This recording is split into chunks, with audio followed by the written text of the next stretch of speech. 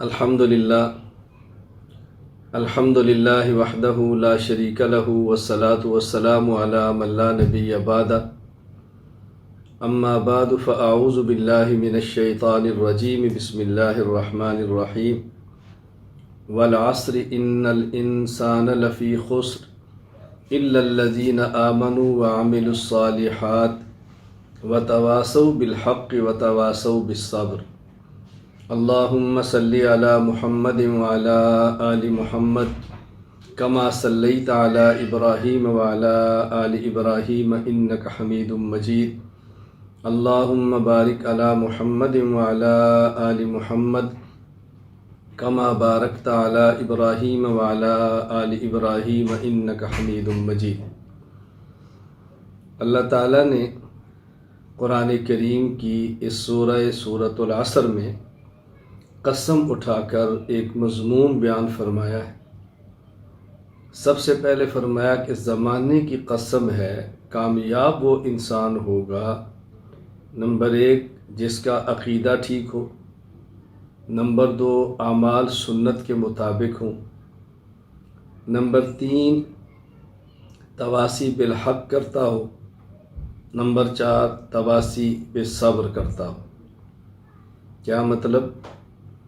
زمانہ کی قسم ہے، کامیاب وہ شخص ہوگا،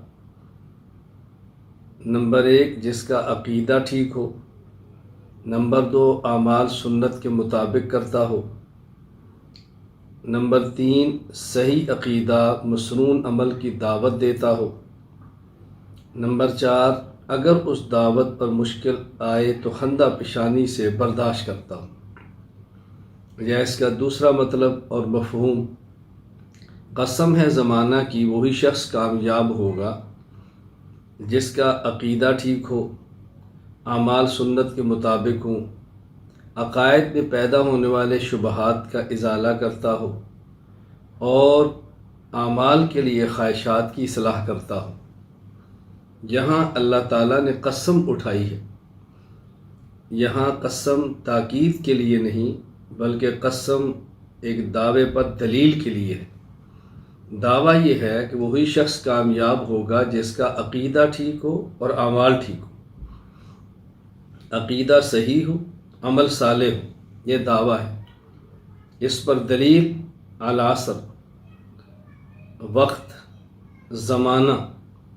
العصر سے مراد انسانی تاریخ ہے، یعنی حضرت آدم علیہ السلام سے لے کر نزول قرآن تک کی تاریخ اس بات پر گواہ ہے، وہی شخص کامیاب ہوا جس نے عقیدہ ٹھیک رکھا ہے، اعمال ٹھیک رکھے، صحیح عقیدہ کی دعوت دی ہے، مسنون اعمال کی دعوت دی ہے، اس پر مشکل آئی ہے تو خندہ پیشانی سے برداشت کیا ہے، وقتی حالات آئے ہیں لیکن بالآخر کامیابی اسی شخص کو ملی ہے۔ تواصو بالحق اور تواصو بالصبر کے 2 مطلب ہیں۔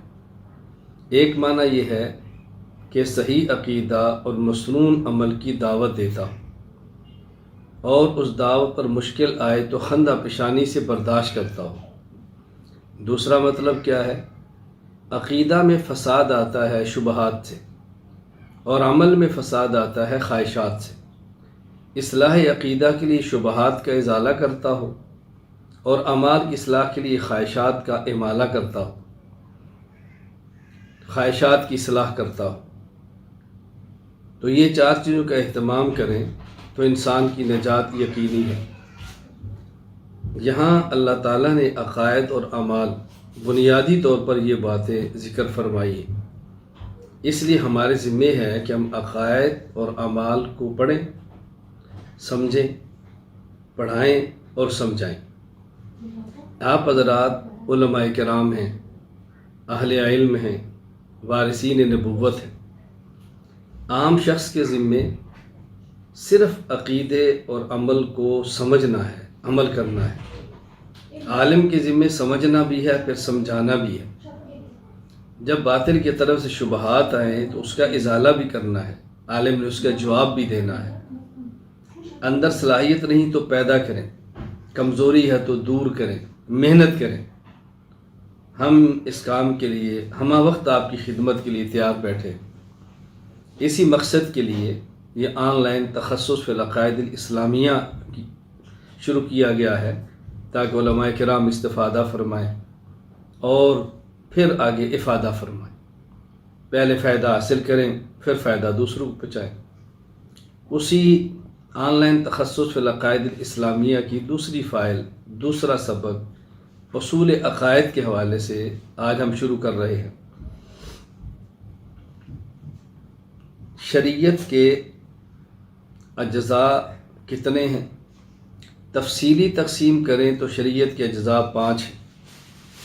نمبر 1 اعتقادات یعنی عقائد، نمبر 2 عبادات یعنی اعمال، نمبر 3 اخلاقیات یعنی اخلاق، نمبر 4 معاملات، نمبر 5 معاشرات۔ اور اگر شریعت کے اجزاء کی درمیانی تقسیم کریں تو شریعت کے اجزاء 3 ہیں۔ نمبر 1 عقائد، نمبر 2 اعمال، نمبر 3 اخلاق۔ اور اگر شریعت کے اجزاء کی بالکل مختصر تقسیم کریں، اختصار کے ساتھ تقسیم کی جائے تو شریعت کے اجزاء بنیادی طور پر 2 ہیں۔ نمبر 1 عقائد اور نمبر 2 اعمال۔ اب ہم نے سمجھنا ہے عقیدہ کسے کہتے ہیں اور عمل کسے کہتے ہیں، پھر سمجھنا ہے کہ عقیدہ اور عمل میں فرق کیا ہے، عقیدہ کی اہمیت کیا ہے۔ یہ سب چیزیں انشاءاللہ ہم تدریجاً پڑھیں گے۔ عقیدہ کسے کہتے ہیں؟ ایک ہے عقیدہ کا لغوی معنی اور ایک ہے عقیدہ کا اصطلاحی معنی۔ عقیدہ کا لغوی معنی ما عقد علیہ القلب والضمیر المنجد، انسان اپنے دل اور ضمیر کو جس کا پابند بنائے اسے عقیدہ کہتے ہیں۔ ما تدین بہ الانسان واعتقد، جس کو انسان اپنا دین بنائے اور اس کا اعتقاد رکھے اس کو عقیدہ کہتے ہیں۔ تو عقیدہ کا معنی کیا ہوا؟ کسی چیز کو دل میں پختہ یقین کے ساتھ بٹھا لینا۔ عقیدہ عقدن سے ہے، عقدہ گرہ باندھنا، یعنی دل کی گہرائی سے ایسی گرہ باندھ دی جائے کہ اگر کفر جسم کے ٹکڑے کر دے لیکن دل میں موجود عقیدے کو توڑ نہ سکے، یہ ہے عقیدہ۔ پختگی کے ساتھ، حقانیت کے ساتھ اپنے دل میں کسی چیز کو جگہ دینا۔ عقیدہ کے اصطلاحی معنی ہی الامور التي یجب ان يصدق بها القلب وتطمئن الیها النفس حتى تكون یقینا ثابتا لا یمازجها ریب ولا یخالطها شک۔ عبداللہ بن عبد الحمید الاسری کی کتاب الوجیز فی عقیدت سلف صالح۔ عقیدہ ان چیزوں کا نام ہے جس کی دل سے تصدیق کی جائے، جس پر دل کا اطمینان ہو، قلب جس پر مطمئن ہو، اور اس کے بارے میں ایسے یقین کا حصول ضروری ہے کہ جس میں شک و شبہ کی کوئی گنجائش اور شک کی کوئی آمیزش بھی نہ ہو۔ یعنی عقیدہ ان امور کا نام ہے جن پر دل کو یقین ہو ان کی حقانیت کا، ضمیر ان امور شرعیہ پر مطمئن ہو اور ایسا اطمینان ہو کہ اس میں شک و شبہ قریب سے بھی نہ گزرا ہو۔ ایسے امور دینیہ جن پر قلبی اطمینان ہو، جس میں شک و شبہ کی کوئی گنجائش نہ ہو، اسے کہتے ہیں عقیدہ۔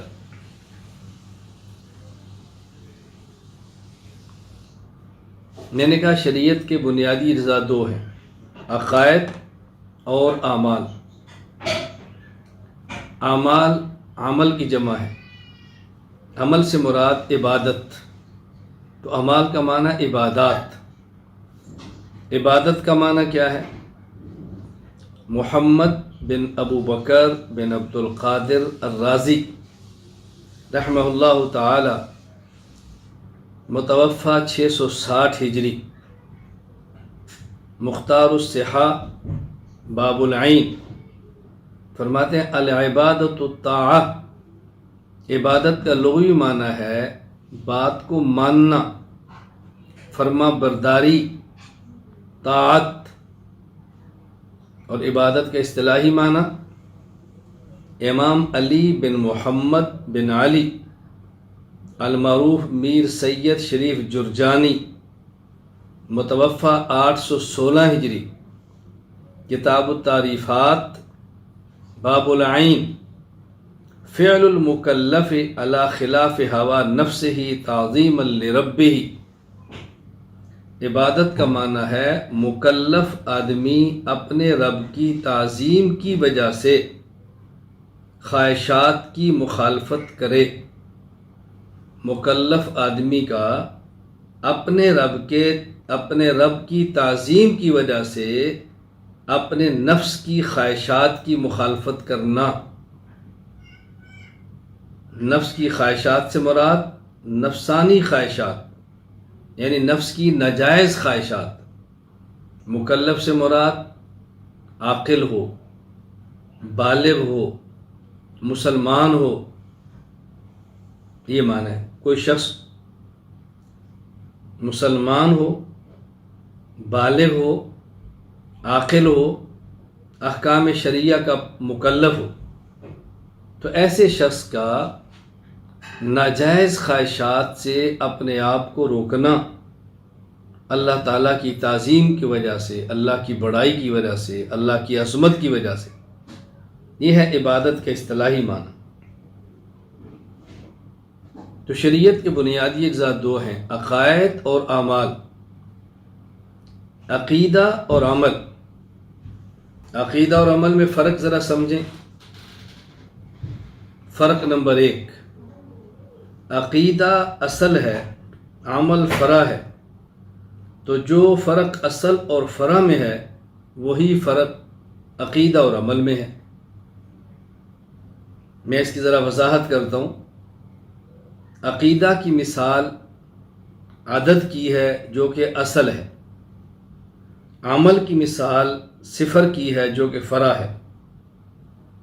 جو عدد اور صفر میں فرق ہے وہ عقیدہ اور عمل میں فرق ہے۔ عدد اور صفر میں چند فرق ملاحظہ فرمائیں۔ نمبر 1، عدد صفر کے بغیر ایک بھی ہو تو اس کی قیمت ہوتی ہے، اور صفریں عدد کے بغیر 1000 بھی ہوں تو ان کی کوئی قیمت نہیں ہوتی۔ صرف 1 لکھا ہو قیمت ہے، صرف 2 لکھے ہیں قیمت ہے، صرف 3 لکھا ہے قیمت ہے۔ ایک عدد بھی ہو تو اس کی قیمت ہے، اور صفریں 1000 لکھ دیں بغیر عدد کے ان کی کوئی قیمت نہیں ہے۔ اسی طرح عقیدہ عمل کے بغیر بھی قیمتی ہے، اور عمل بغیر عقیدہ کے بالکل بے قیمت ہے۔ اگر کسی شخص کے عقائد ٹھیک ہوں اور نامہ اعمال میں ایک بھی نیک عمل نہ ہو، یہ شخص انشاءاللہ جنت میں جائے گا۔ اور اگر کسی شخص کے عقائد ٹھیک نہیں ہیں اور نامہ اعمال میں 100% نیک اعمال ہیں، ایک بھی گناہ نہیں، اللہ کی قسم یہ شخص جنت کی خوشبو بھی نہیں سونگھ سکتا۔ لا يدخلون الجنت حتى يلج الجمل في سم الخياط وكذلك، اللہ قرآن میں یہ بات سمجھا رہے ہیں، ممکن ہی نہیں۔ دوسرا فرق، مثلا عدد 1 ہے، آپ اس کے ساتھ 1 صفر لگائیں تو 10، 2 لگائیں تو 100، 3 لگائیں تو 1000، 4 لگائیں 10,000، 5 لگائیں تو 1,00,000۔ 1 صفر آئی 10، 2 آئیں 100 صفر کے آنے سے عدد کی قیمت بڑھ گئی، صفر کے آنے سے عدد کی قیمت بڑھ گئی۔ اگر 5 صفریں ہوں تو ان کی قیمت نہیں تھی، 1 صفر ہے کوئی قیمت نہیں، آپ نے 1 لگایا 10 بن گئے۔ 2 صفریں موجود ہے کوئی قیمت نہیں، آپ نے 1 لگایا 100 بن گئے۔ 3 صفریں تھی کوئی قیمت نہیں، آپ نے ساتھ 1 لگایا تو 1000 بن گئے۔ 4 صفریں ہیں کوئی قیمت نہیں، 1 لگایا 10,000 بن گئے۔ 5 صفریں تھی کوئی قیمت نہیں، 1 لگا تو 1,00,000 بن گئے۔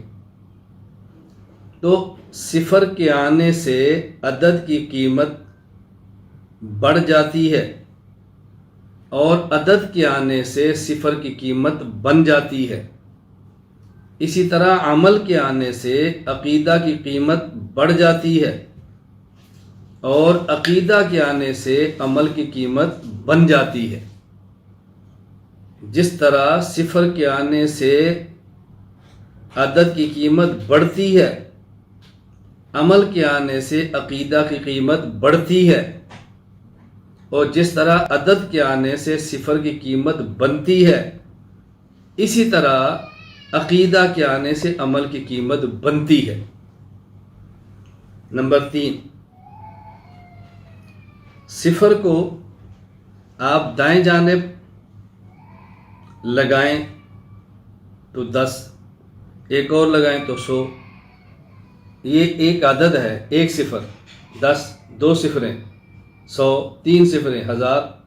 لیکن اگر یہ صفر دائیں جانب لگانے کی بجائے بائیں جانب لگائیں تو قیمت نہیں بلکہ نقصان ہے، وقت کا ضیاع ہے، سیاہی کا ضیاع ہے، نقصان ہو رہا ہے۔ تو صفر اگر عدد کے دائیں جانب ہو تو قیمت ہے، اگر بائیں جانب ہو تو کوئی قیمت نہیں۔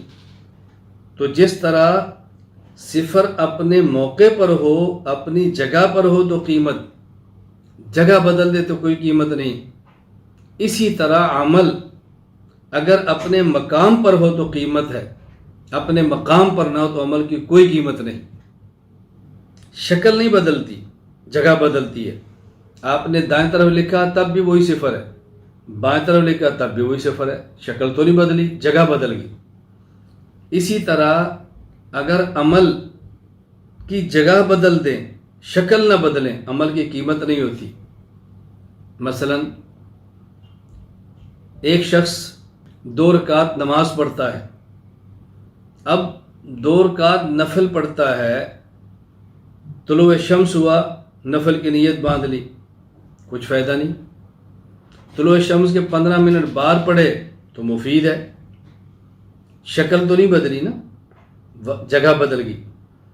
یہی بات ہم اہل بدعت کو سمجھاتے ہیں، اللہ تعالیٰ سمجھنے کی توفیق عطا فرمائے۔ یہی بات اہل بدعت کو سمجھائی جاتی ہے کہ دیکھیں عمل کی شکل نہیں، عمل کا مقام بدل دیا۔ تو عمل کے مسنون ہونے کے لیے ضروری ہے اور قیمتی ہونے کے لیے کہ عمل اپنے مقام پر ہو، مقام بدلنے سے بھی عمل بدل جاتا ہے۔ عقیدہ اور عمل میں دوسرا فرق، عقیدہ کا محل دل ہے، عمل کا محل ظاہر جسم ہے۔ تو جو فرق دل اور جسم میں ہے وہی فرق عقیدہ اور عمل میں ہے۔ یہ 2 فرق ہیں، اچھی طرح سمجھیں۔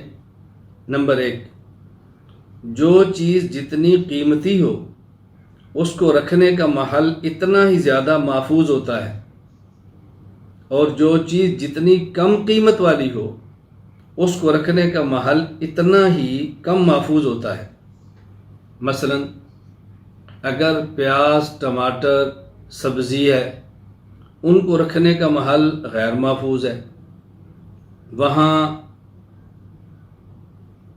گارڈ بھی نہیں ہے، وہاں تالا بھی نہیں ہے، وہاں بند گلاس اور شیشے کا دروازہ بھی نہیں ہے، اس پہ مٹی بھی پڑ رہی ہے، ہوا بھی لگ رہی ہے۔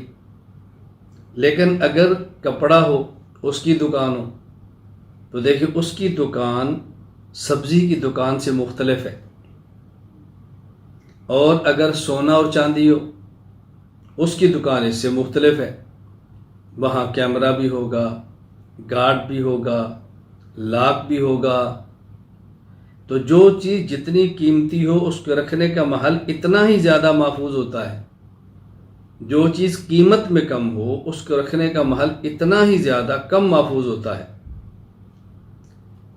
تو یہ بات ذہن نشین فرما لیں کہ عقیدہ چونکہ قیمت میں زیادہ ہے، اس کے رکھنے کا محل بھی دل ہے جو جسم کے اندر چھپا ہوا محفوظ ہے، اور اعمال چونکہ قیمت میں کم ہیں تو ان کا محل یہ ظاہر بدن ہے جو دل کی نسبت کم محفوظ ہے۔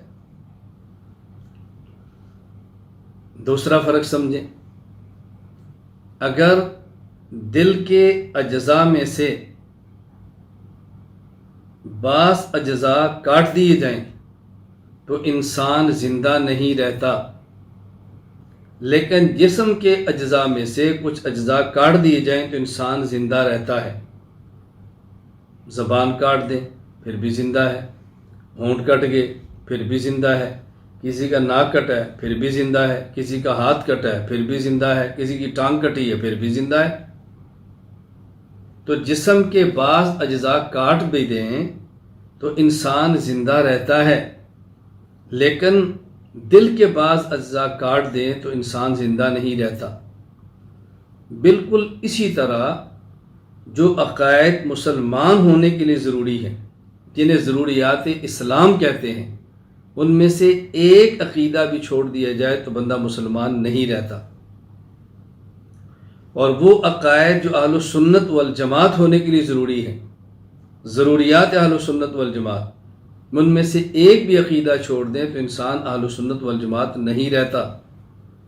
لیکن ضروریات اہل سنت والجماعت اپنانے کے باوجود اگر ضروریات اسلام مکمل آدمی قبول کرتا ہو، مانتا ہو اور اعمال کا تارک ہو تو مسلمان رہتا ہے، کافر نہیں ہوتا، فاسق ہوتا ہے، فاسق ہوتا ہے لیکن مسلمان رہتا ہے۔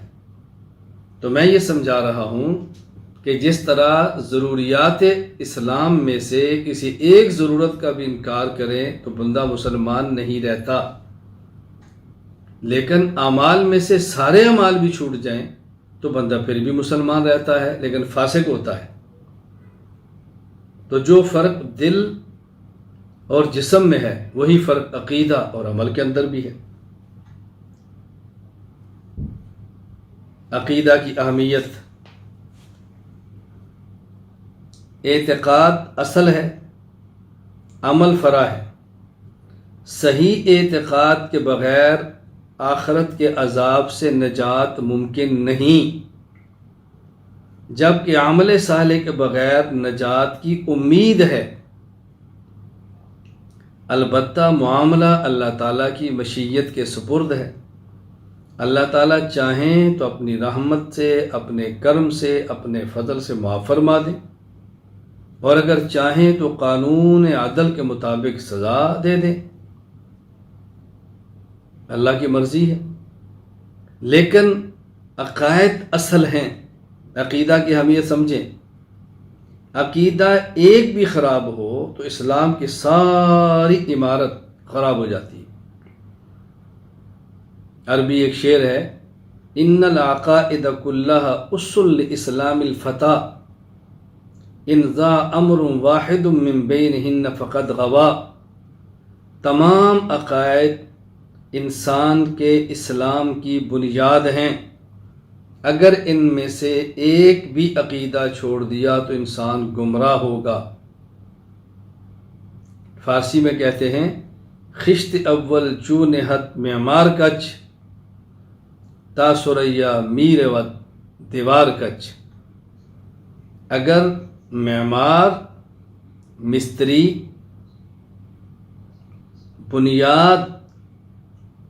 بنیادی جو اینٹ ہے وہ ٹیڑھی رکھ دے گا تو اس پر بنائی جانے والی، تعمیر کی جانے والی دیوار وہ سریا ستارے تک بھی جائے گی، وہ تب بھی ٹیڑھی ہی رہے گی۔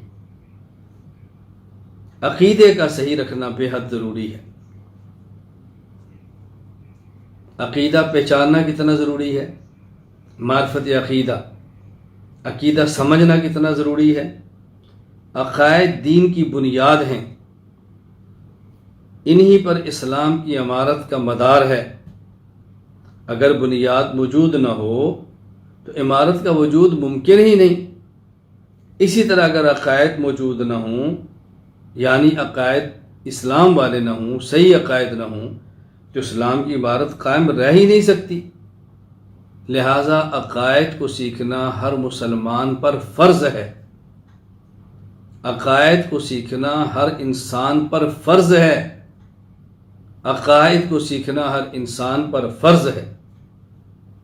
حضرت امام اعظم ابو حنیفہ نعمان بن ثابت رحمہ اللہ تعالی متوفی 150 ہجری، الفقہ الاکبر حضرت کی تصنیف ہے، تفصیلی درس اس کا میں نے دیا ہے۔ اگر کسی نے سبق نہیں پڑھا تو میں ان سے گزارش کروں گا کہ احناف میڈیا پر موجود ہے، آپ مکمل سبق سن لیں۔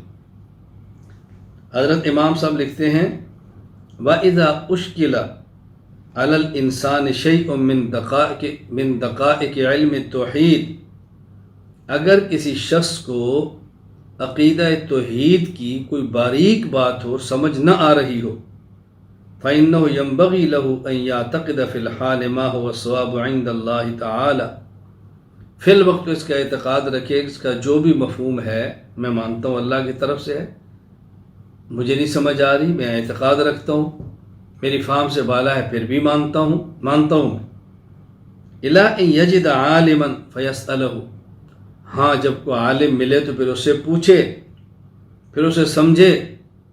وَلَا يَسْعُهُ تَأْخِيرُ الطَّلَبِ، یہ نہیں کہ عالم مل جائے تو پوچھے، عالم نہ ملے تو تلاش نہ کرے، عالم کو تلاش کرنا اس کے ذمے ہے، تاخیر کی کوئی گنجائش نہیں ہے، تاخیر کی کوئی گنجائش نہیں ہے، یہ خود عالم کو تلاش کرے۔ عقائد میں سے کوئی بات اس کو سمجھ نہیں آ رہی، اللہ تعالیٰ ہر جگہ پر بھی ہے، عرش پر مستوی بھی ہے، کیا معنی؟ کوئی میں مانتا ہوں، اس کا مفہوم جو بھی ہے میں مانتا ہوں، پھر نکلے علماء کی خدمت میں جائے، سمجھے، ان سے تاخیر نہ کرے۔ اتنی حضرت امام صلی رحمہ اللہ نے بات فرمائی ہے، اتنی مضبوط بات، اندازہ فرمائیں بظاہر کتنی سخت ہے۔ فرمایا وَلَا يُعْذَرُ بِالْوَقْفِ فِي وَيُكَفَّرُ إِنْ وَقَفَ فِي، کسی بھی انسان کا عذر قبول نہیں کیا جائے گا، یعنی مجھے پتہ نہیں تھا، علماء موجود ہیں، تاخیر کر رہا ہے۔ اگر کوئی شخص توقف کرتا ہے اور نہیں سمجھتا اور عقیدہ کفریہ اختیار کیا ہوا ہے تو کافر ہی شمار ہوگا۔ یہ کوئی عذر نہیں کہ جی اس کو پتہ نہیں، یہ تو جانتا نہیں، اس کے علم میں نہیں تھا، علم میں نہیں تو علم سیکھے۔ ہاں کہیں عالم ہی نہیں ہے، کہیں بتانے والا ہی نہیں ہے، پھر تو عذر سمجھ آتا ہے، لیکن بتانے والے ہیں، سمجھانے والے ہیں۔ آج تو میڈیا کا دور ہے، آپ ہر کام میں میڈیا سے وابستہ ہیں، اور جب دین کی سمجھ آئے تو آپ میڈیا پر نہیں جاتے۔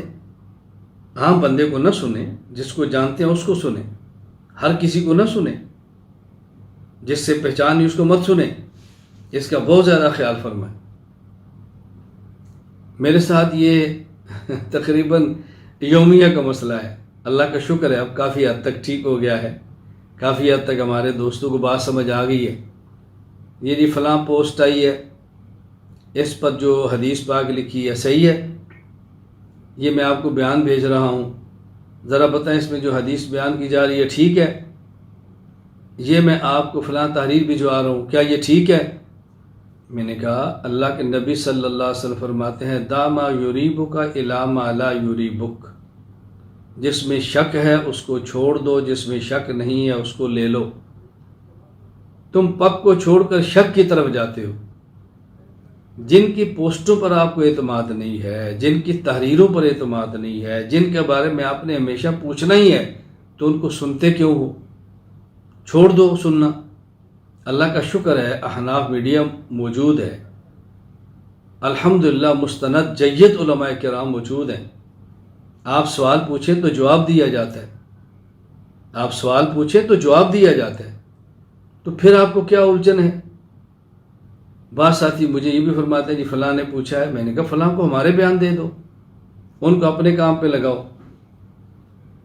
ابھی آج ہی کی بات ہے، مجھے ایک طالب علم کا میسج آیا کہ میں ایسی جگہ پر ہوں کہ آپ سے بیعت تو ممکن نہیں ہے، مجھے اپنے معمولات بھیج دیں۔ میں نے کہا تم عجیب بیوقوف انسان ہو، بیعت نہیں ہے اور معمولات بھیج دو، بیعت کے راستے میں کیا رکاوٹ ہے؟ کیا جی آپ دوسرے ملک میں ہیں، میں دوسرے ملک میں ہوں، تو میں نے کہا مسائل تو آپ پوچھ رہے ہیں، بیعت میں آپ کو الجھن لگی ہوئی ہے، بس اب کوئی جواب نہیں آ رہا۔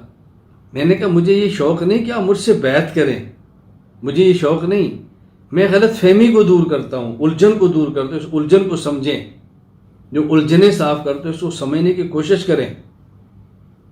کئی ساتھی رابطہ کریں گے، حضرت یہ ایک آپ سے مشورہ کرنا ہے، آپ بیعت ہیں؟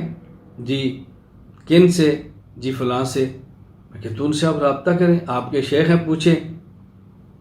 جی ان سے رابطہ نہیں ہوتا۔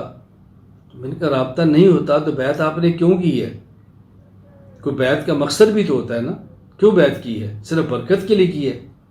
میں بارہا یہ بات سمجھاتا ہوں کہ ضروری ہے کہ شیخ سے مزاج بھی ملتا ہو اور شیخ سے رابطہ بھی ہوتا ہو۔ میں پوری دنیا میں موجود اپنے مریدین کی خدمت میں گزارش کر رہا ہوں، اگر کوئی شخص مجھ سے بیعت ہو اور اس کا مجھ سے مزاج نہ ملتا ہو، شیخ بدل لے۔ اگر کسی کا مجھ سے مزاج ملتا ہے اور مجھ سے رابطہ نہیں ہوتا، اپنا شیخ بدل لے۔ بیعت کا مقصد استفادہ ہے، بیعت کا مقصد اپنی اصلاح ہے، بیعت کا مقصد خود کو راہ راست پہ رکھنا ہے۔ مزاج نہیں ملتا، مجھ سے رابطہ نہیں ہوتا، یا اس کو مجھ سے نفع نہیں ہو رہا، میں گزارش کروں گا کہ آپ مجھ سے بیعت ختم کر لیں، ایسے اہل حق شیخ سے بیعت کا تعلق قائم فرمائیں جن سے آپ کا مزاج بھی ملتا ہو، جن سے آپ کا رابطہ بھی ہوتا ہو، تاکہ آپ کو فائدہ حاصل ہو۔ اللہ رب العزت آپ کو اپنی شان کے مطابق اجر عطا فرمائے۔ شریعت کے بنیادی اجزاء میں عرض کر رہا تھا کہ دو ہیں، عقائد اور اعمال۔ عقیدہ کی تعریف کیا ہے، عمل کی تعریف کیا ہے، عقیدہ اور عمل میں فرق کیا ہے، یہ میں نے آپ کی خدمت میں پیش کیا ہے۔ عقیدہ کی اہمیت کیا ہے، عقیدہ کو سمجھنا کتنا ضروری ہے۔ اب بات سمجھیں، ہر فن کے لیے ایک علم ہے، جس کو حاصل کریں گے تو فن حاصل ہوگا۔ جس علم میں عقائد پر گفتگو ہو اسے علم العقائد اور علم الکلام کہتے ہیں، اور جس علم میں احکام اور اعمال سے گفتگو ہو اسے علم الفقہ کہتے ہیں۔ علم الکلام الگ ہے، علم الفقہ الگ ہے، علم العقائد الگ ہے، علم الفقہ الگ ہے۔ ہماری گفتگو چونکہ عقائد پر ہو رہی ہے تو ہم علم الکلام کی بات کریں گے۔ علم الکلام کی تعریف علامہ سعد الدین مسعود بن عمر بن عبداللہ تفتازانی رحمہ اللہ تعالی، وفات 791 ہجری، کتاب شرح المقاصد فی علم الکلام، حضرت تحریر فرماتے ہیں هو العلم بالعقائد الدینیۃ عن الادلۃ الیقینیہ۔ علم الکلام وہ علم ہے جہاں دلائل یقینیہ کے ذریعے اسلامی عقائد کا علم حاصل ہوتا ہے۔ یعنی علم الکلام دلائل یقینیہ سے عقائد دینیہ کو سیکھنے کا نام ہے۔ آسان لفظوں میں نے بات کی ہے، هو العلم بالعقائد الدینیہ عن الادلۃ الیقینیہ۔ علم الکلام دلائل یقینیہ سے عقائد دینیہ کو سیکھنے کا نام علم الکلام ہے۔ ایک تعریف علامہ سعد الدین نے کی ہے، دوسری تعریف مشہور مؤرخ فقی ابو زید عبد الرحمن بن محمد بن خلدون المعروف ابن خلدون رحمہ اللہ تعالی، وفات 808 ہجری، تاریخ ابن خلدون میں فرماتے ہیں وَعِلْمٌ يَتَضَمَّنُ الْحُجَجَ عن العقائد الإيمانية بالأدلة العقلية والرد على المبتدعة المنحرفين في الاعتقادات عن مذاهب السلف وأهل السنة۔ علم الکلام وہ علم ہے جس میں عقلی دلائل کے ذریعہ ایمانی عقائد کا دفاع کیا جاتا ہے اور اہل السنت اسلاف کے عقیدہ سے انحراف کرنے والے اہل بدعت کا دلائل سے رد کیا جاتا ہے۔ یہ ہے علم الکلام۔ اب دیکھیں، ایک تعریف علم الکلام کی علامہ سعد الدین تفتازانی نے فرمائی ہے اور ایک تعریف علم الکلام کی علامہ ابن خلدون نے فرمائی ہے۔ دونوں میں فرق کیا ہے؟ میں سمجھتا ہوں کہ علامہ ابن خلدون کی تعریف زیادہ جامع اور زیادہ راجح ہے۔ کیوں؟ اس لیے کہ عقائد کی دو قسمیں ہیں۔ نمبر 1 عقائد قطعیہ، نمبر 2 عقائد ظنیہ۔ اس پر تفصیلی گفتگو آگے آئے گی انشاءاللہ العزیز۔ عقائد کی دو قسمیں ہیں، عقائد قطعیہ، عقائد ظنیہ۔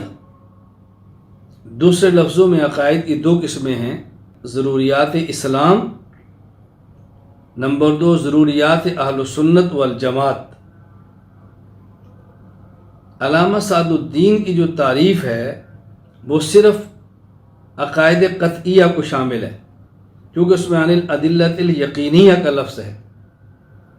عقیدہ قطعی وہ ہوتا ہے جو دلیل قطعی سے ثابت ہو، اور عقیدہ ظنی ہوتا ہے جو دلیل ظنی سے ثابت ہو۔ اور ابن خلدون کی تعریف میں دونوں چیزیں آئی ہیں، عن العقائد الایمانیہ، آگے ورد علی المبتدعۃ المنحرفین۔ یہ تعریف زیادہ جامع ہے، تو دونوں تعریفیں آپ کی خدمت میں پیش کر دی گئی ہیں۔ علامہ سعد الدین تفتازانی رحمہ اللہ کا مجھے ایک واقعہ یاد آیا۔ علامہ سعد الدین تفتازانی تیمور لنگ بادشاہ کے ہاں گئے۔ تیمور لنگ بادشاہ نے علامہ سعد الدین تفتازانی کو بلایا۔ حضرت وہاں پہنچے تو تیمور بادشاہ کا نام تھا، لنگ کہتے ہیں ٹیڑھے پن کو، تو ان کی ٹانگ میں کچھ زخم آیا، ہڈی ٹوٹی، تو عذر تھا کہ جس کی وجہ سے ان کی ٹانگ یعنی یوں نہیں ہوتی تھی فولڈ، ایسے سیدھی رہتی، سیدھی۔ تخت پر بیٹھے تھے، ٹیک لگا کے بیٹھے، اور آپ نے اپنی ٹانگ کو بالکل سیدھا رکھا، یعنی تیمور لنگ نے۔ اور علامہ سعد التفتازانی ان کے سامنے تشریف لائے، تخت پر بیٹھے، تو آپ نے بھی ٹیک لگائی اور ٹانگ بادشاہ کی طرف سیدھی کر کے رکھ دی۔ اپنی ٹانگ کو ٹیڑھا نہیں کیا، دوہرا نہیں کیا، ادب کے ساتھ نہیں بیٹھے، بادشاہ کی طرح ٹانگ سیدھی پھیلائی اور یوں بیٹھ گئے۔ بادشاہ سمجھ گیا کہ سعد الدین تفتازانی نے یوں کیوں کیا ہے، تو تیمور لنگ بادشاہ نے کہا ما معذورم کہ مارا لنگست، میری تو مجبوری ہے کہ میرا عذر ہے، میری ٹانگ یوں فولڈ ہوتی نہیں، دوری نہیں ہوتی، میں نے تو اس لیے یوں بچھائی ہے کہ میں نے آپ کی بے ادبی تو نہیں کی۔ علامہ سعد الدین تفتازانی فوراً فرمانے لگے ما معذورم کہ مارا ننگست، میری مجبوری ہے کہ میں غیرت مند ہوں، یہ تو نہیں ہو سکتا کہ بادشاہ ٹانگ سیدھی کر کے پھیلائے اور میں تمہارے سامنے دو زانو ہو کر بیٹھوں۔ کیا علماء کرام میں دینی حمیت اور دینی غیرت تھی۔ اللہ تعالی ہمیں بھی اپنے اکابر اسلاف والی غیرت عطا فرمائے، ہمت عطا فرمائے۔ شیخ الاسلام سید حسین احمد مدنی رحمہ اللہ تو اپنے نام سے ننگے اسلاف لکھا کرتے تھے۔ اللہ میں اپنے اسلاف والی غیرت اور حمیت عطا فرمائے۔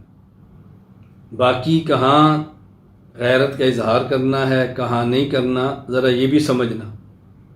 جس شیخ سے رابطہ ہو تو اس سے پوچھ کر چلنا، کہ ایسا نہ ہو کہ جہاں ضرورت نہ ہو اور وہاں ٹانگ آپ بھی یوں رکھ دیں اور پھر ٹانگیں کھڑی کر دی جائیں اور بعد میں پچھتاتے پھرو کہ یہ میں نے کیا کیا ہے۔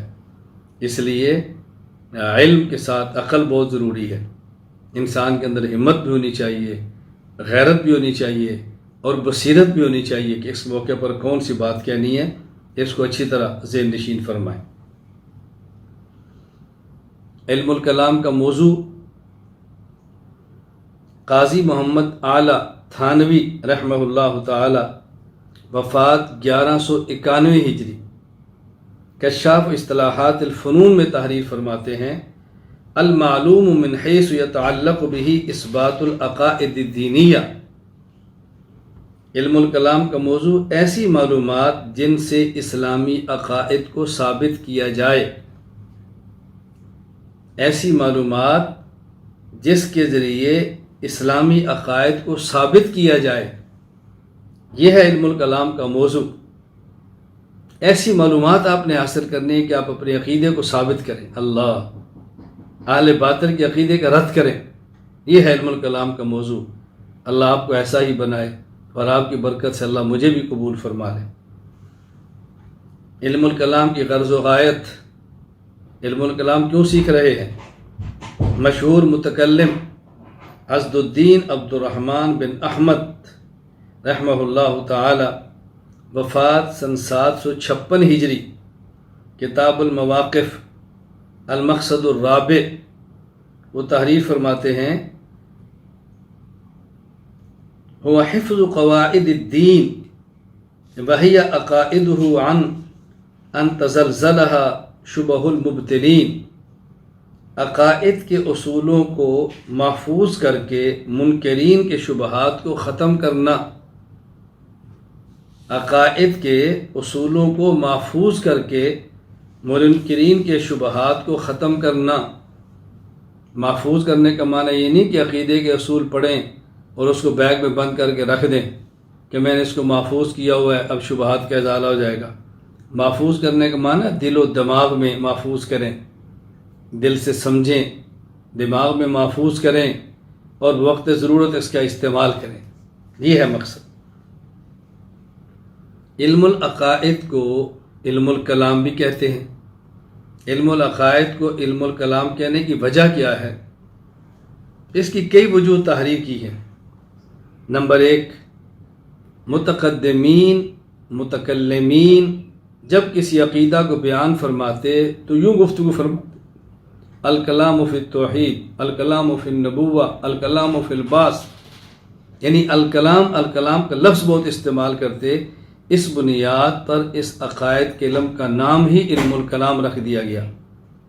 چنانچہ علامہ سعد الدین مسعود بن عمر تفتازانی، وفات سن 792 ہجری، شرح العقائد النصفیہ میں تحریر فرماتے ہیں: لِأَنَّ عنوان مباحثه كان قولهم الکلام فی کذا وکذا، کیونکہ علم الکلام کی مباحث کا عنوان ہی ہوتا ہے الکلام فی کذا، الکلام فی کذا، الکلام فی کذا، اس لیے اس علم کا نام علم الکلام رکھ دیا گیا ہے۔ دوسری وجہ، متکلم علم کلام کے ذریعے عقائد کو اچھی طرح بیان کر سکتا ہے اور وقت ضرورت فریق مخالف کو لاجواب کرتا ہے۔ یعنی اس علم کے ذریعے اس کے اندر ایسی طاقت پیدا ہوتی ہے کہ وہ کلام کرتا ہے، گفتگو کرتا ہے، گفتگو اور کلام پہ قادر ہو جاتا ہے۔ اس لیے اس علم کا نام علم الکلام رکھ دیا گیا ہے کہ اس کے ذریعے انسان حق کو ثابت کرنا اور باطل کو رد کرنا اس گفتگو کی طاقت رکھتا ہے۔ علامہ سعد الدین تفتازانی فرماتے ہیں: لِأَنَّهُ يُورِثُ قُدْرَةً عَلَى الْكَلَامِ فِي تَحْقِيقِ الشَّرْعِيَّاتِ وَإِلْزَامِ الْخُصُومِ كَالْمَنْطِقِ لِلْفَلَاسِفَةِ، اس لیے کہ علم الکلام اسلامی عقائد کو ثابت کرنے اور مخالف خاموش کرانے میں گفتگو پر قدرت کو پیدا کرتا ہے، جس طرح فلسفی منطق کو منطق کہتے ہیں، کیونکہ اس میں آدمی کے اندر بولنے کا اور گفتگو کرنے کا ایک ملکہ بہت زیادہ پیدا ہوتا ہے، تو اس کا نام ہی انہیں منطق رکھ دیا ہے۔ نمبر 3،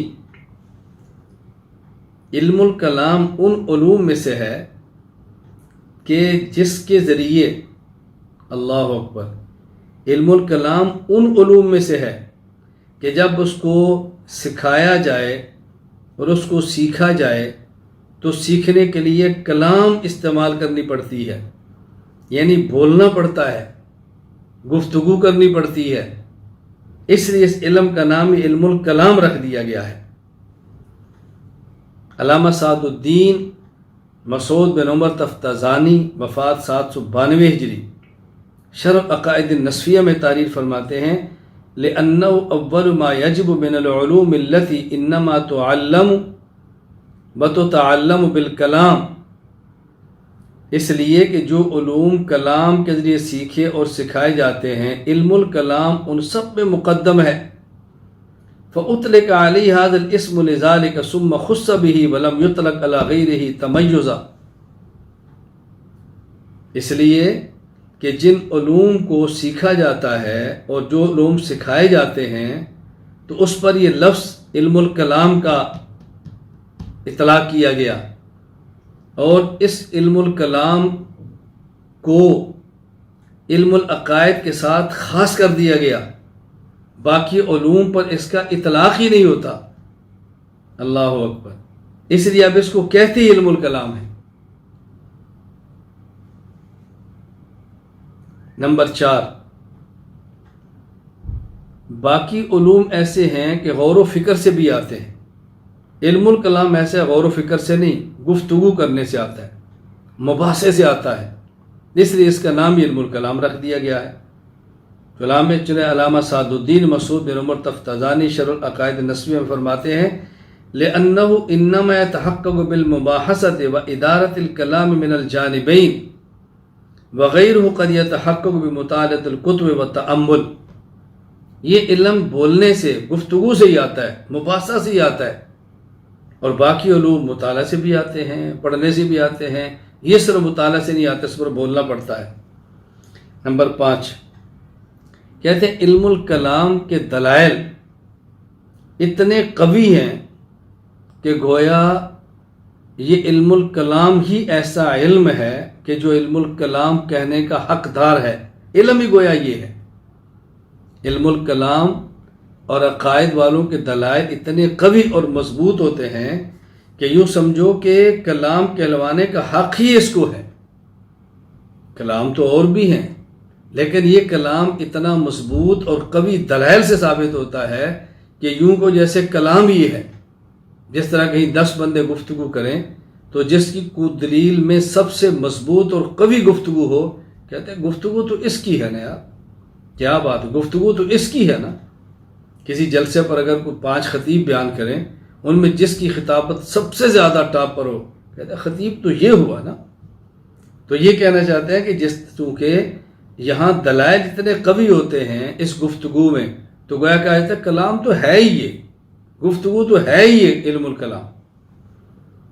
علامہ سعد الدین تفتازانی شرح العقائد النسفیہ میں فرماتے ہیں لِأَنَّهُ لِقُوَّةِ أَدِلَّتِهِ صَارَ كَأَنَّهُ هُوَ الْكَلَامُ دُونَ مَا أَدَاهُ مِنَ الْعُلُومِ كَمَا يُقَالُ لِلْأَقْوَى مِنَ الْكَلَامِينَ هَذَا هُوَ الْكَلَامُ، اس لیے کہ علم الکلام کے دلائل سب سے زیادہ مضبوط ہیں، جس کی وجہ سے ایسے ہو گیا جیسا کہ کلام صرف یہی ہے، نہ کہ اس کے علاوہ دیگر علوم۔ جیسے 2 بندوں کے کلام میں مضبوط کلام کے بارے میں کہتے ہیں کلام تو ہے یہی، کلام تو ہے یہی۔ علم الکلام کی اہمیت، کیونکہ اپنے ایمان اور عقائد کی اصلاح فرض عین ہے۔ عقائد اور ایمان کے بغیر نجات ممکن ہی نہیں، اس لیے ایمان اور عقائد کی تفصیلات معلوم کرنا، عقائد حقہ پر دلائل اور عقائد پر ہونے والے شبہات کا ازالہ، جوابات، یہ فرض ہمارے ذمے ہیں، اور جس علم میں چیزیں بیان کی جاتی ہیں اس کو علم الکلام کہتے ہیں۔ اس سے آپ اندازہ فرمائیں کہ علم الکلام کی اہمیت کتنی ہے۔ پہلے بتایا تھا عقیدہ کی اہمیت، دیکھو عقیدہ پورے دین اور اسلام کی بنیاد ہے، اور عقیدہ جس علم میں ہے اس کا نام علم الکلام ہے۔ تو لہٰذا جب عقیدہ بنیاد ہے تو علم الکلام بھی بنیادی حیثیت رکھے گا، اساسی حیثیت رکھے گا۔ آپ اندازہ فرمائیں علم الکلام کتنا ضروری ہے، اور پھر یہ اندازہ فرمائیں کہ ہماری علم الکلام سے دوری کتنی ہے۔ علم تجوید پہ توجہ دی جا رہی ہے، علم تفسیر پہ دی جا رہی ہے، علم حدیث پہ دی جا رہی ہے، علم الفقہ پہ دی جا رہی ہے، لیکن علم الکلام پر کوئی توجہ نہیں۔ بنیاد ہے پورے دین کی، لیکن توجہ نہیں۔ تو علم الکلام کی اہمیت، جس طرح عقیدہ دین میں بنیاد ہے تو علم الکلام باقی علوم میں بنیاد ہے، اس کی تاثیر فرض ہے۔ حجت الاسلام امام ابو حامد محمد بن محمد المعروف امام غزالی رحمہ اللہ تعالی، وفات 505 ہجری، الاختصار فی الاعتقاد، التمہید الثالث، اس میں تحریر فرماتے ہیں الاشتغال بہذا العلم من فروض الکفایات، اس علم میں مشغول ہونا اور سیکھنا فرض کفایہ ہے۔ فإن قلت فلم صار من فروض الکفایات، یہ فرض کفایت کیوں ہے؟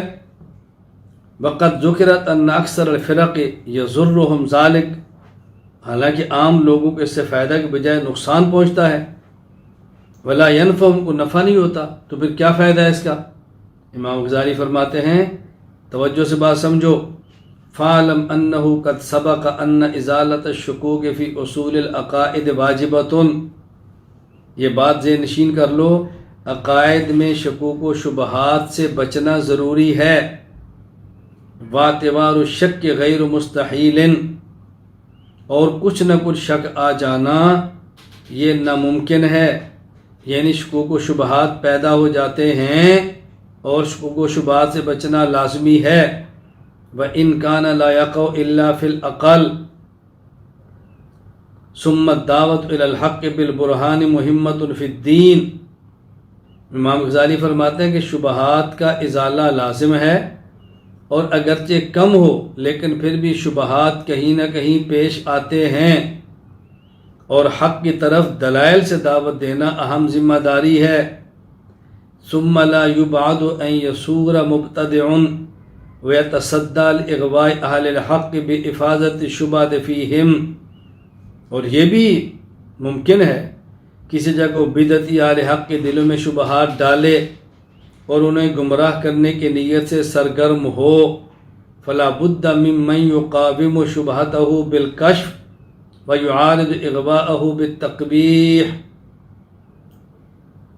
لہٰذا ایسے افراد کی موجودگی ضروری ہے جو اہل بدعت کے شبہات کا دلائل سے جواب دیں اور دلائل کے ساتھ اس کی گمراہی لوگوں کے سامنے واضح کریں۔ وَلَا يُمْكِنُ ذَلِكَ إِلَّا بِهَذَا الْعِلْمِ، اور یہ کام علم کلام کے بغیر ممکن نہیں۔ ولا تنفك البلاد عن امثال هذه الوقائع، فوجب ان يكون في كل قطر من الاقطار وسقع من الاسقاء قائم بالحق مشتغل بهذا العلم، اللہ اکبر، يقاوم دعاة المبتدع ويستميل المائلين عن الحق ويصفي قلوب اہل سنت عوارض الشبہہ، لہذا ہر شہر، اللہ اکبر، فرماتے ہیں اکثر شہروں میں ایسے واقعات پیش آتے ہیں کہ اہل بدعت گمراہ کرنے کے لیے محنت کرتے ہیں، لہذا ہر شہر، ہر جگہ ایسے افراد کی موجودگی ضروری ہے جو خود حق پر قائم رہ کر علم کلام کو سیکھیں اور حق سے اعراض کرنے والے اہل بدعت کا مقابلہ کر کے انہی حق کی طرف توجہ دلائیں، اور عوام اہل سنت کے دلوں کو شبہات سے محفوظ رکھنے کی کوشش کریں۔ کس طرح امام غزالی تنبیہ فرما رہے ہیں، ایسے افراد کا ہونا ضروری ہے، ایسے افراد کا ہر جگہ پہ ہونا لازم ہے۔ علم الکلام کی اہمیت امام غزالی نے کتنی شدت سے بیان فرمائی ہے۔ علم الکلام کی فضیلت دیکھیں، عبادت کی قبولیت عقائد کی درستگی پر موقوف ہے۔ عقائد ٹھیک ہوں گے تو اعمال قبول ہوں گے، عقائد ٹھیک نہیں ہوں گے تو اعمال بھی قبول نہیں ہوں گے۔ لہٰذا عقائد جب بنیاد ہیں تو جس علم میں عقائد سمجھائے جائیں وہ علم بھی پھر باقی علوم کی بنیاد ہے، اور بنیاد کتنی افضل ہے، کتنی اشرف ہے، کتنی معزز ہے، آپ اس پہ خود غور فرمائیں۔ علامہ سعد الدین مسعود بن عمر بن عبداللہ تفتزانی وفات 792 ہجری، شرح العقائد النسویہ میں تحریر فرماتے ہیں وبالجملۃ واشرف العلوم لکونہ اساس الاحکام شرعیہ ورئیس العلوم الدینیہ وکون معلومات العقائد الاسلامیہ۔ فرماتے ہیں خلاصہ کلام یہ ہے، علم الکلام تمام علوم سے زیادہ عظمت والا ہے۔ کیوں؟ اس لیے کہ علم الکلام تمام احکام شرعیہ کی بنیاد ہے،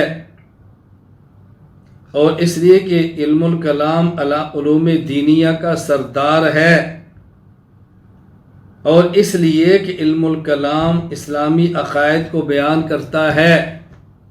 یعنی علامہ تفتزانی رحمۃ اللہ علیہ نے علم الکلام کو باقی علوم سے افضل فرمایا، اور افضل اور اشرف اور معزز ہونے کی 3 وجہ بیان فرمائیں۔ نمبر 1، علم الکلام تمام احکام شرعیہ کی بنیاد۔ نمبر 2، علم الکلام تمام علوم دینیہ کا سردار۔ نمبر 3، علم الکلام تمام عقائد اسلامیہ کی معلومات کو فراہم کرنے والا ہے۔ آپ اندازہ فرمائیں علم الکلام کی اہمیت اور علم الکلام کی فضیلت۔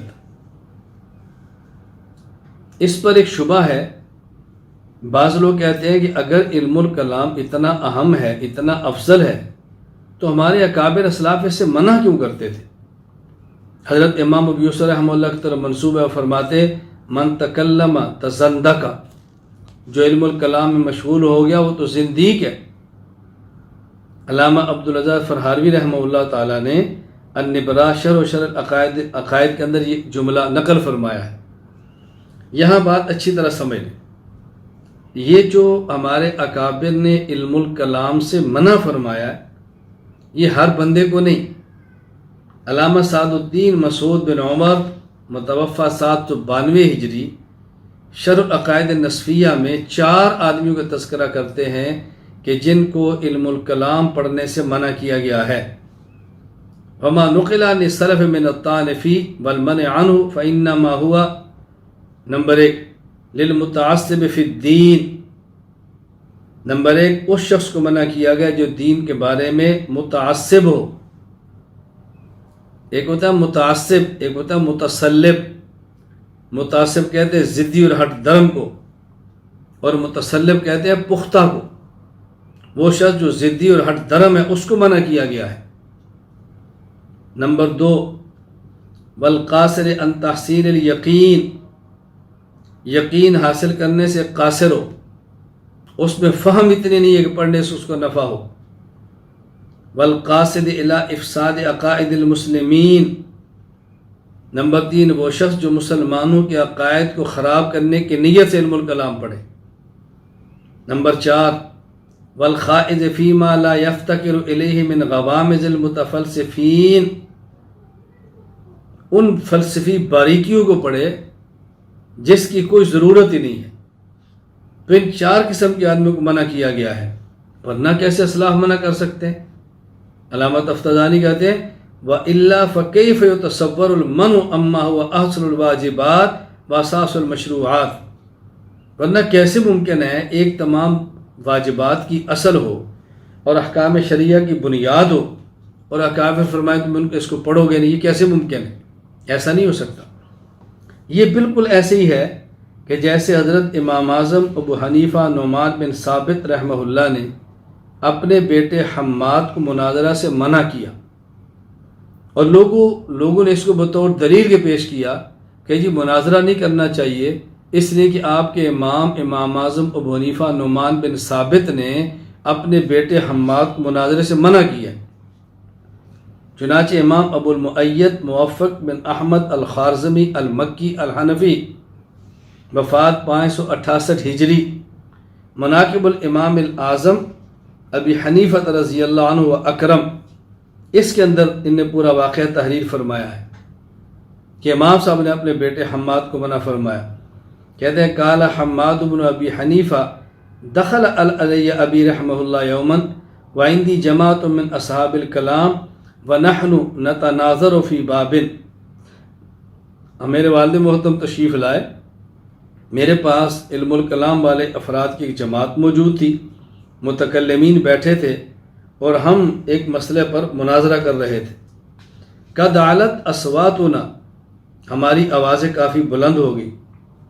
اور فلما سمعت حس فی الدار خرجت الی، میں نے والد صاحب کے آنے کی آہٹ کو محسوس کیا تو میں ان کی طرف گیا. فقال علی یا حماد من عندک، حماد بیٹا تمہارے پاس کون ہے؟ کہا فلان و فلان و فلان فلاں فلاں فلاں ہیں. سمیت من کان عندی، جو میرے پاس تھے میں نے سب کے نام دیے. فرمایا وفیما انتم، تم کس مسئلے پر گفتگو کر رہے ہو؟ میں نے کہا فی باب کذا و کذا، فلاں فلاں عقیدے پر بات ہو رہی ہے. فرمایا یا حماد دع الکلام، یا حماد بیٹا مناظرے چھوڑ دو. قال ولم آہد ابی صاحب تخلیط ولا ممن یأمر بالشیء ثم ینہی عنہ. امام حماد فرماتے ہیں میرے والد صاحب بات کو خلط مت نہیں کرتے تھے اور نہ ہی ایسا کرتے کہ ایک دن کسی کام حکم دے اور دوسرے دن اسی سے منع کر دیں، ایسے بھی نہیں ہوتا تھا. یعنی خود کرے دوسرے کو منع کرے اور دوسرے کو منع کرے تو خود کرے، ایسا کبھی نہیں ہوتا. تو میں نے کہا یا ابت الست کنت تأمرنی بھی، آپ مجھے خود تو حکم دیتے ہیں کہ مناظرے کرو اور ادھر آپ فرماتے ہیں کہ مناظرے نہ کرو، یہ کیا ہوا؟ قال بلا یا بنی، اللہ اکبر، وانا اليوم انہاک عن، دیکھو بیٹا میں آج تمہیں سے منع کر رہا ہوں. میں نے پوچھا ابا جان بلے مذاق، کیوں منع فرمایا؟ فرمایا یا بنی ان هؤلاء المختلفین فی ابواب من الکلام ممن ترى كانوا على قول واحد. اللہ اکبر. فرمایا بیٹا آج جو عقائد کے بارے میں تمہیں اختلاف نظر آ رہا ہے، ایک وقت تھا جب لوگ اس عقیدے پر متفق تھے، علی قول واحد و دین واحد، حتی نزع الشیطان بینہم فالقى بینہم العداوہ والاختلاف فتباینوا. شیطان نے ان کو آپس میں لڑایا اور عقائد کے معاملے مختلف فرقوں کے اندر تقسیم کرا دیا. اب اس کو پیش کرتے دیکھو جی امام صاحب بیٹے کو منع کیا. بھئی سوال یہ ہے حضرت امام صاحب نے کیوں منع فرمایا؟ حضرت امام ابو حنیفہ رحمہ اللہ کے منع کرنے کا بنیادی مقصد یہ تھا کہ لوگ ایک عقیدے پر تھے، اہل حق تھے، شیطان آیا، اس نے اختلاف ڈالا، امت ٹکڑوں میں تقسیم ہو گئی. تو اگر ایک عقیدے پر ہیں پھر تو اختلاف کی ضرورت نہیں ہے. تو کہیں ایسا نہ ہو کہ بعض لوگ غلط نیت کے ساتھ آئیں اور اختلاف کر کے امت کو تقسیم کر دیں، اس سے بچیں. تو امام ابو حنیفہ رحمۃ اللہ علیہ محض مناظرہ سے تو منع نہیں فرما رہے، بلکہ اس بنیاد پر کہ اگر اسی سے امت تقسیم ہوتی ہو، امت ٹکڑے ہوتی ہو، کوئی اس کا ناجائز استعمال کرتا ہو تو پھر بچنا چاہیے. اور ہم بار بار یہ بات کہہ چکے ہیں، اصول مناظرہ میں سمجھا چکے ہیں، مقصد امت کو اکٹھا کرنا ہے، توڑنا نہیں ہے. کوئی غلط بات کہتا ہے تو اس کا جواب دینا ہے، ورنہ اور اس کے علاوہ کوئی ہمارا مقصود نہیں. یہ بات ہم بار بار سمجھا چکے ہیں. اس لیے اس بات کو اچھی طرح سمجھیں کہ ہمارے اکابر رحمہ اللہ تعالی جنہوں نے منع فرمایا ہے، ان کے منع فرمانے کی وجہ کچھ اور ہے، یہ وجہ نہیں ہے جو بیان کی جا رہی ہے. متعصب ہو، بات سمجھ نہ سکتا ہو اور اہل حق کو دین سے موڑنا ہو، خواہ مخواہ کی فلسفیانہ گفتگو میں وقت کو ضائع کرنا ہو، ایسے لوگوں کو منع کیا گیا ہے کہ یہ لوگ علم کلام سیکھنے سے باز رہیں اور یہ علم الکلام نہ سیکھیں. یہ اس سے باز ہے. اللہ تعالی ہم سب کو علم الکلام اخلاص کے ساتھ، تصحیح نیت کے ساتھ پڑھنے کی، سمجھنے کی، پڑھانے کی، سمجھانے کی توفیق عطا فرمائے. وآخر دعوانا ان الحمد للہ رب العالمین.